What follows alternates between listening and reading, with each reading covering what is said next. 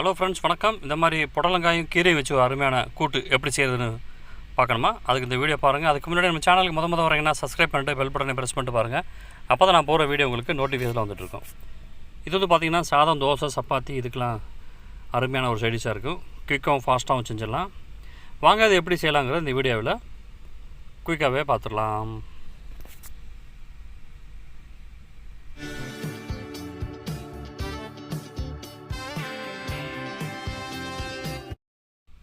அதுக்கு என்ன பண்ணுறீங்கன்னா, இந்த மாதிரி கடாயில் 2-3 டேபிள் ஸ்பூன் எண்ணெய் சேர்த்துக்குங்க. எண்ணெய் நல்லா சூடானதும் கடுகு உளுந்து பருப்பு சேர்த்துக்குங்க. அது நல்லா பொரிஞ்சு வரட்டும். கூடவே ஜீரகம் சேர்த்துக்குங்க. மீடியம் ஃப்ளேம் வச்சுட்டு அது நல்லா பொரிஞ்சு வந்ததும் வரமிளகா சேர்த்துக்குங்க 2. அடுத்து 4-5 பல் வெள்ளை பூண்டு அந்த மாதிரி பிடிச்சா கட் பண்ணி சேர்த்துட்டு கூடவே 4-5 பச்சை மிளகா சேர்த்துக்குங்க. சேர்த்துட்டு இதை நல்லா வதக்கி விடுங்க. பச்சை வாசனை போகிற வரைக்கும் நல்லா வதங்கிட்டு அடுத்ததில் சின்ன துண்டு பெருங்காயம், கட்டி பெருங்காயம் இல்லை தூள் பெருங்காயம் சேர்த்துட்டு நல்லா வதக்கி கொடுங்க. நல்ல ஃப்ளேவராகவும் இதாகவும் இருக்கும். அடுத்து ஒரு பெரிய வெங்காயத்தை அந்த பொடிச்சா கட் பண்ணி சேர்த்துட்டு நல்லா ப்ரௌன் ஆகிற வரைக்கும் வதக்கிக்கலாம். நல்லா ப்ரௌனாக வதக்குங்க. அப்போ தான் நல்லா மனமும் டேஸ்ட்டும் அருமையாக இருக்கும். அடுத்து மெயின் ஐட்டமான புடலங்காய் இந்த மாதிரி கழுவி நல்லா பொடிச்சா கட் பண்ணிக்கோங்க. இந்த மாதிரி கட் பண்ணிவிட்டு சேர்த்துருங்க. கூடவே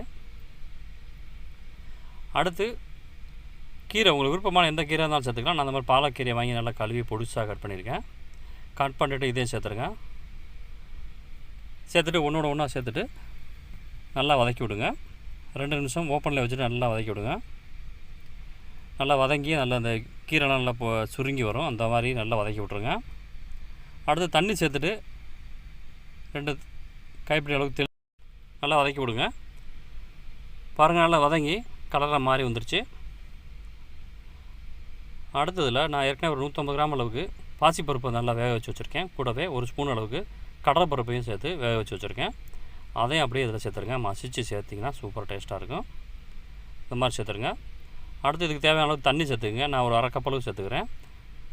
இதுக்கு தேவையான உப்பும் சேர்த்துட்டு அடுத்து 1/4 டீஸ்பூன் மஞ்சத்தூள், ஒரு காரத்துக்கு ஏற்ற மாதிரி மிளகாய்த்தூள் சேர்த்துக்குங்க.